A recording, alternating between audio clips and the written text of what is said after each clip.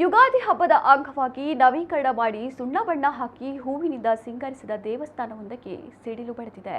ಲಕ್ಷಾಂತರ ರೂಪಾಯಿ ಖರ್ಚು ಮಾಡಿ ನಿರ್ಮಿಸಿದ ದೇವಸ್ಥಾನದ ಗೋಪುರ ಸಿಡಿಲಿನಿಂದ ತೀವ್ರ ಹಾನಿಗೆ ಒಳಗಾಗಿದೆ. ಕೊಪ್ಪಳ ಜಿಲ್ಲೆಯ ಗಂಗಾವತಿಯಲ್ಲಿ ಈ ಘಟನೆ ನಡೆದಿದ್ದು, ಲಂಬಾಣಿ ಜನಾಂಗದ ಜನರು ನವೀಕರಿಸಿದ್ದ ದೇವಸ್ಥಾನ ನವೀಕರಣಗೊಂಡು ವಾರದ ಒಳಗಾಗಿ ಹಾನಿಗೊಳಗಾಗಿದೆ.